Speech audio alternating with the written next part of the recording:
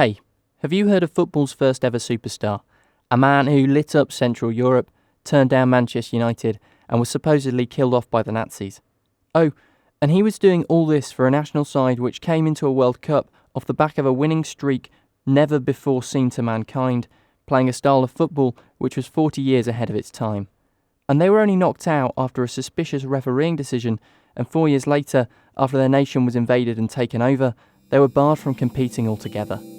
This is the life of Austria's greatest footballing talent. This is the story of MATTHIAS SINDELAR.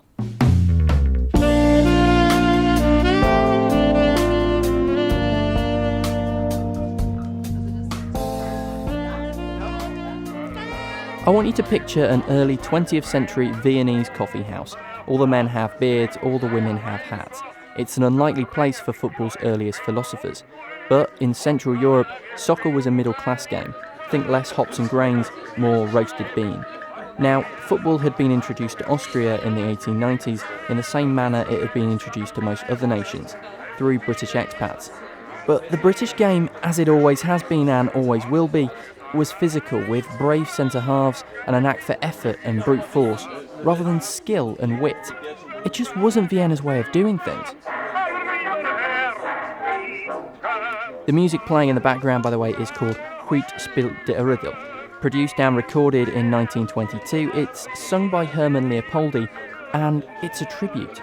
A song about Austrian football's first star, Josef Rindl, the centre-forward for Rapid Vienna.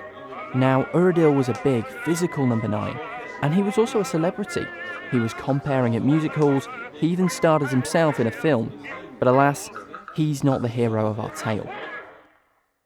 It's May 1930, and Austria have just finished runners-up in the DR Giro Cup, aka the Central European International Cup. And that's not good. Those in the coffee houses are disappointed. Under the leadership of Hugo Meisel, Austria had lost 3 out of their first 4 games. They were second from bottom. But they bounced back. They beat Hungary 5-1 and defeated Switzerland home and away, either side of a 3-0 win over eventual champions Italy. In the end, they missed out on winning the tournament by a single point. Coach Meisel had something to do, but nobody expected him to do the unthinkable. He dropped Rindl, the nation's top scorer, the big number 9, the physical linchpin of his side. And he brought in a man so skinny, so tiny, that he was nicknamed De Paperini, the paper man. He's called MATTHIAS SINDELAR. He's the exact opposite of Rindl. He's grace personified. Sindelar was born into a Moravian immigrant family on the 10th of February 1903. His father, Johann, was a blacksmith. His mother's job, if she had one, is unknown. In 1905, when MATTHIAS was 2, the family moved to the district of Favoriten in Vienna. Here, Sindelar would receive his football upbringing, dribbling a sodden leather ball through the capital's tight, well-trodden streets. He was supremely talented. But at the age of 14, disaster struck. In Italy's First World War unforgiving trenches, his father Johann was shot and killed. Sadly, Johann never saw his son flourish as a footballer. 12 months after his death, Sindelar was taken on by local club Hertha Vienna. 6 years later, he'd be poached by the high-flying FK Austria Vienna, immediately slotting in at number 9 for their first team. In Sindelar's first 3 seasons with the club, FK Austria won the domestic cup 3 times and lifted a league title.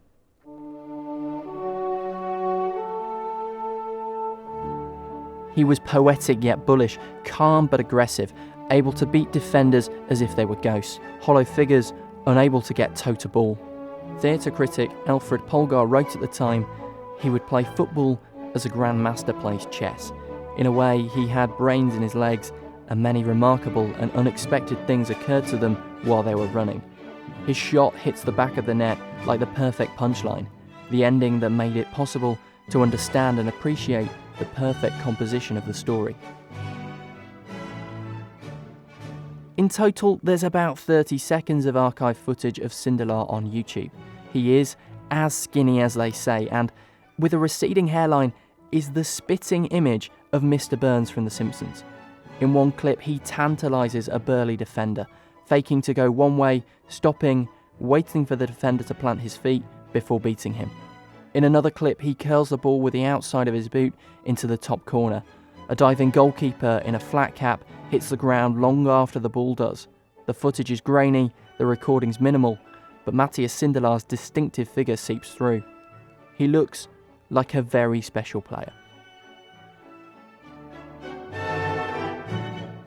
So, back to 1930, Sindelar had made his debut for Austria against Czechoslovakia in September 1926. He'd scored 4 goals in 7 appearances, but hadn't played for the national side in over a year, partly due to the previously strong form of rival forward Rindl. Sindelar, like Rindl, was also a star.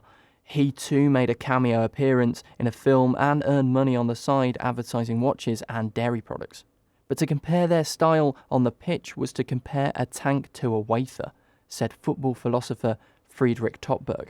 So Sindelar waltzed into the Austria team on May 16, 1931, and immediately made an impact as Austria thrashed Scotland 5-0. Austria's Wunderteam had emerged. Coach Hugo Meisel had got them playing a revolutionary 2-3-5, with centre midfielder Josef Smistik as a sort of chief distributor. They would play a primitive form of total football. Anyone could play anywhere, a totally fluid style nicknamed the Danubian whirl. And Sindelar was always at the very heart of it. Austria would go on a then record-breaking unbeaten streak of 14 games between April 1931 and December 1932, and they came into the 1934 World Cup as clear favourites. They'd smashed many of their opponents in the years leading up to the tournament, defeating Germany 5-0 and 6-0. There was also a 6-0 victory over Switzerland and an 8-2 win over Hungary. Alongside Sindelar, there was still Smistik, think pre-war Pirlo. The captain, Walter Nausch, Mr. Versatile, capable of playing anywhere and extremely tactically aware. Anton Schul, who played inside forward, scoring 231 goals in 285 total appearances for club side Admira Vienna. And Joseph Bicken, a man whose story is equally as bizarre as Sindelar's, deserving of its own podcast.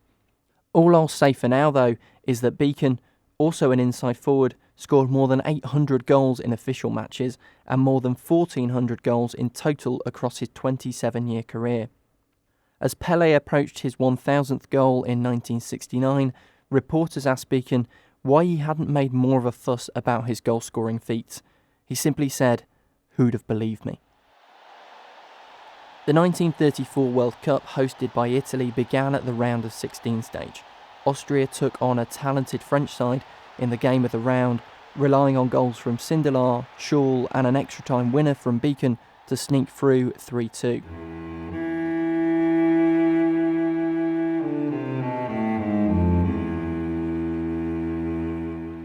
Austria's quarter-final clash with Hungary 4 days later was not pretty, but the Wunderteam marched on as 2-1 winners. The match was controversial, but not nearly as much as host Italy's last 8 match with Spain. In a 1-1 draw, Spain's goalkeeper Ricardo Zamora was battered so heavily he was unable to play in the replay the following day. Sources are unsure as to whether it was 3 or 4 Spaniards who went off injured in that fixture. Italy were big, aggressive, and followed everywhere throughout the tournament by the piercing eyes of Mussolini from the director's box.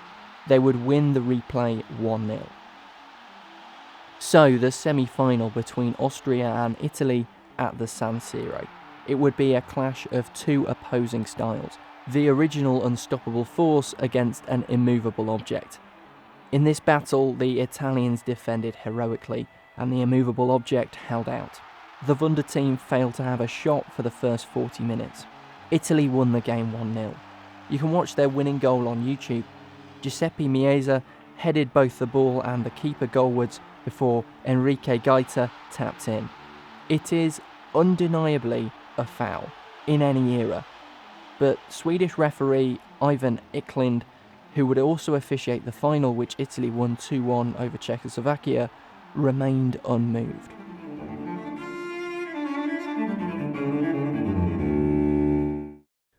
World football's best team were out. Austria and Sindelar would have to wait another 4 years. Sindelar was still at FK Austria Vienna, turning down a lucrative deal to play for Manchester United, instead living in a modest Viennese apartment. While apolitical in public, in private, Sindelar had heavy social democratic leanings. Austria's team was made up entirely of players from Vienna. They seemed to represent the liberal left of the country, in stark contrast to the conservative Catholics in the rural areas. In February 1937, a year after Austria took silver at the 1936 Berlin Olympics, coach Hugo Meisel suffered a heart attack and died. He passed away at the age of 55.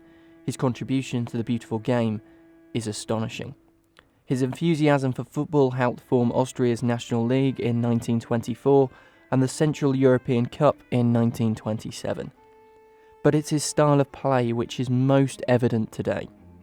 Inspired by the Scottish style of quick passing introduced by Englishman Jimmy Hogan, Meisel's Austria were the very first enforcers of total football.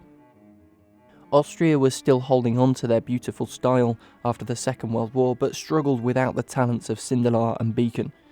But the school of thought made a lasting impression on then national team defender Ernest Happel.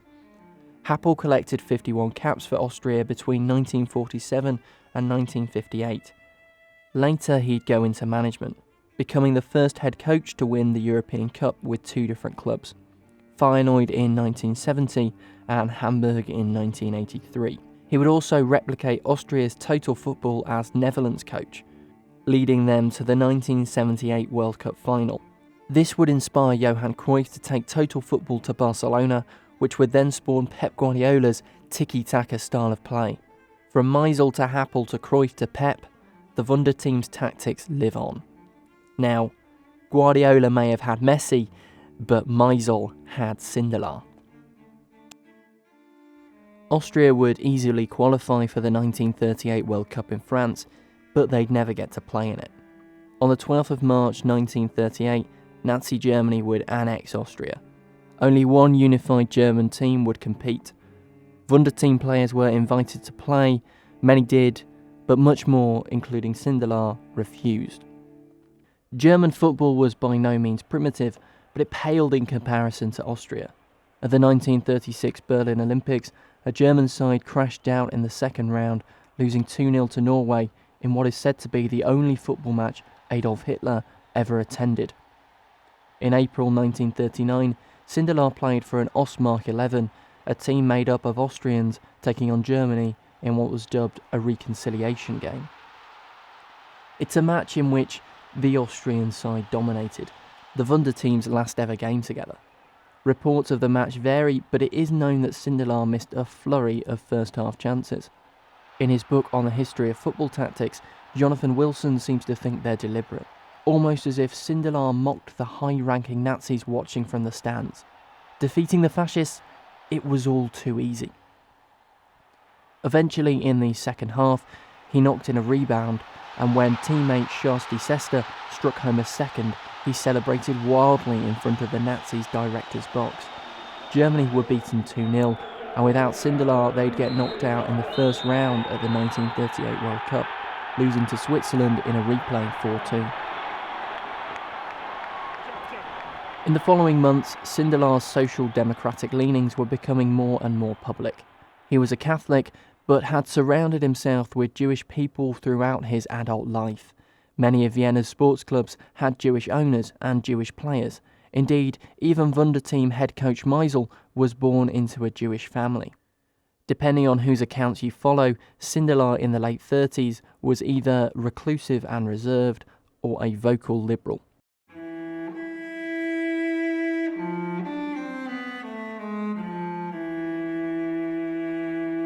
On the 23rd of January 1939, his friend Gustav Hartmann, worried about his whereabouts, broke into his flat and found Sindelar's dead, naked body on the floor, alongside his girlfriend Camilla Castagnola.